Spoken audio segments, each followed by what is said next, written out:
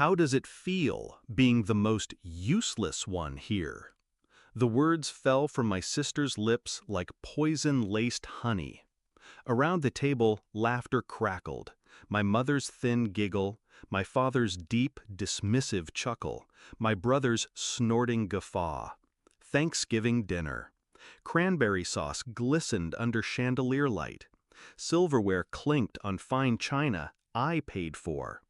I took a slow breath, let the burn of shame settle. Then I smiled, lifted my glass, and said, clear enough for every sneer to hear, "How does it feel when this useless one stops paying your bills?" The laughter died like a candle in a hurricane. I grew up knowing silence was safer than honesty. In this house, love came at the price of submission. Natalie was the golden child. She danced ballet, dated quarterbacks, threw tantrums with the elegance of a queen.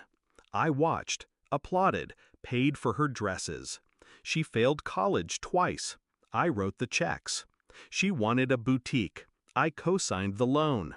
She crashed her BMW. I paid the deductible. And I told myself this was family. That money was how I proved I belonged. That if I gave enough, I'd earn their respect.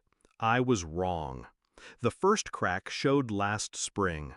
Natalie invited me to brunch, a rare, glittering olive branch. She asked if I could float her mortgage just this month.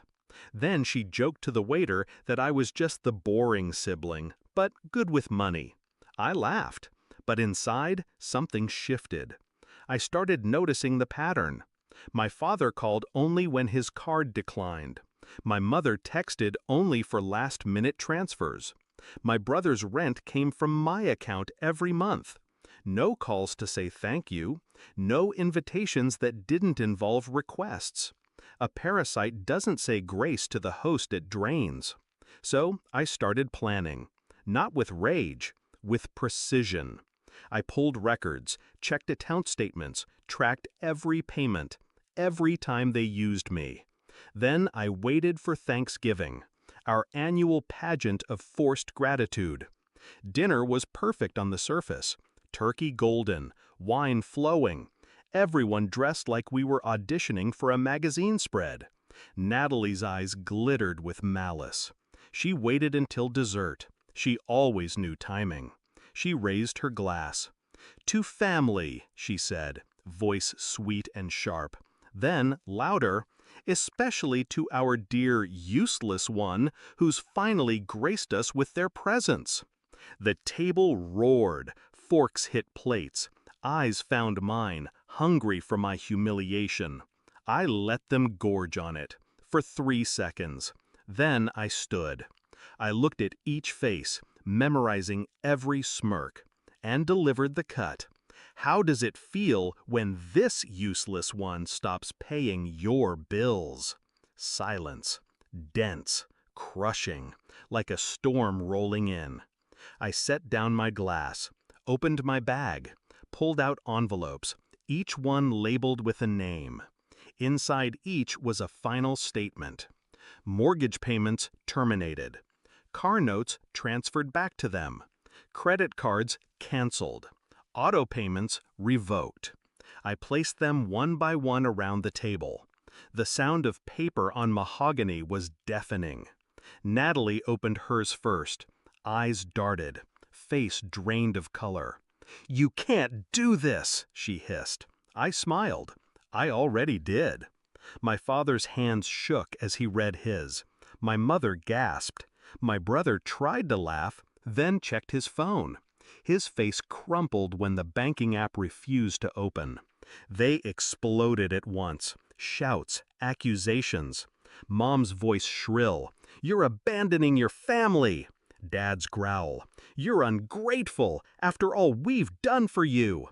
Natalie's screech. "You'll regret this." I let them rage, watched like a scientist observing insects. Then I said softly, "Family doesn't mock. Family doesn't leech. Family doesn't break someone just because they can." They went silent, The first true silence I'd ever heard in that house. I picked up my coat, stepped toward the door, paused. "I won't pay to be humiliated anymore," I said. "Happy Thanksgiving." I left them sitting with their cold turkey and cold hearts. Outside, the air was crisp. My breath fogged in the porch light. For the first time, it felt like mine. My phone buzzed. Natalie's name. I declined. I kept walking. The night was quiet. Beautiful. People think revenge is loud, explosive, dramatic. But real revenge is silence. It's a simple, calm decision that you will no longer finance your own abuse. It's the strength to walk away knowing they'll feel your absence more than they ever appreciated your presence. I don't regret it. Not one step, not one canceled check. Because I wasn't the useless one. I was the only one holding them together. And without me, they'd finally see exactly how valuable the useless one truly was.